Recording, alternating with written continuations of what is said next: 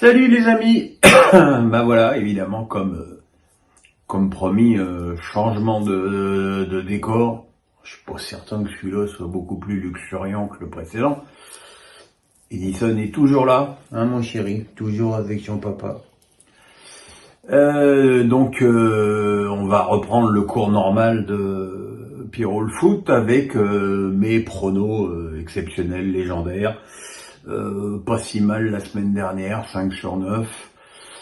Et on commence la semaine avec Monaco-Lille en ouverture. Lille qui a encore perdu Thiago Santos avec une rupture des croisés. Ça commence à faire beaucoup de blessés pour le club nordiste.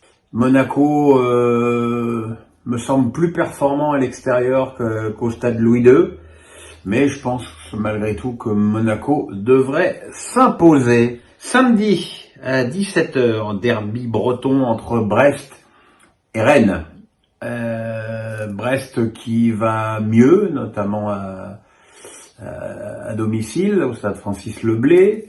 Rennes qui va pas bien, hein. Rennes qui balbutie son football depuis le début de la saison. Beaucoup de départs, beaucoup d'arrivées, des recrues qui jouent pas.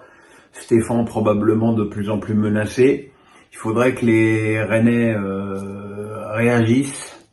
Et je pense déjà que dans la configuration actuelle, un match nul pour les Rennais serait un bon résultat. Donc je vais dire match nul. Saint-Étienne-Lens. Saint-Étienne qui va bien, enfin bien, beaucoup mieux. Lens qui m'a fait franchement très très bonne impression à Strasbourg. J'ai trouvé une équipe en place avec une bonne qualité de jeu, une solidité défensive et finalement des progrès offensifs que je ne voyais pas avec Nzonza notamment. Je vais pronostiquer une victoire de Lens à 21h, mon derby. PSG Strasbourg, le club que j'ai supporté quand j'étais adolescent contre le club que je supporte aujourd'hui. Strasbourg qui a plus battu le PSG au parc depuis, je sais plus si c'est 41 ou 47 ans, mais enfin bon, c'est terrible. Le problème, c'est qu'il manque deux joueurs défensifs clés au Racing, Guédadoué et Doucouré, qui sont tous les deux suspendus. Le PSG qui reste quand même sur un match très médiocre à Nice. Donc je vois le PSG réagir. Victoire du PSG. Dimanche à 15h, Le Havre-Lyon. L'année dernière, Le Havre avait gagné contre Lyon, un match où les Lyonnais avaient été totalement floués par l'arbitrage. Donc j'imagine qu'il y aura un sentiment de revanche assez important dans l'esprit des Lyonnais. Je vais dire victoire de Lyon. Auxerre-Reims. Alors Auxerre est capable de faire des bonnes choses à domicile. Reims c'est quand même une des équipes les plus solides de ce championnat. Et puis son duo japonais, Ito Nakamura, commence vraiment à tourner à plein régime. Je vais quand même pronostiquer une victoire de Reims. Toulouse-Angers. Toulouse qui reste sur une série de défaites consécutives. Alors certaines pas très méritées, comme celle au Stadium contre Lyon. Angers c'est toujours aussi poussif. Très franchement, si Toulouse ne gagne pas ce match-là, il va falloir commencer à s'inquiéter. Victoire de Toulouse. À 17h aussi, Nantes-Nice. Des Nantais qui vont un petit peu moins bien et des Niçois qui ont fait un match très correct contre le PSG. Je vois Nice capable de faire un coup à Nantes, mais je vais être plus prudent et j'ai pronostiqué match nul.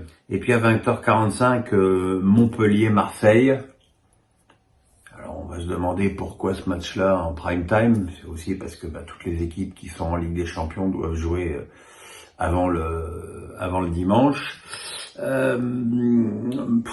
Je vois pas dans quel monde Montpellier peut empêcher l'équipe marseillaise, qui reste en plus sur deux mauvais résultats, une défaite à Strasbourg et un nul contre Angers. Je vois pas dans quel monde cette équipe de Montpellier, si friable défensivement, peut empêcher Marseille de reprendre sa marche en avant. Et si c'était pas le cas, il faudrait commencer vraiment à s'inquiéter pour l'OM. Voilà mes petits amis, on se retrouve donc samedi soir pour le débrief des 4 premiers matchs, dimanche la suite, lundi face à Pierrot, et on va repartir dès mardi avec la roulotte des matchs européens. On se retrouve très bientôt. Je vois que le cadre derrière moi, il est pas droit et ça va assez rapidement m'angoisser.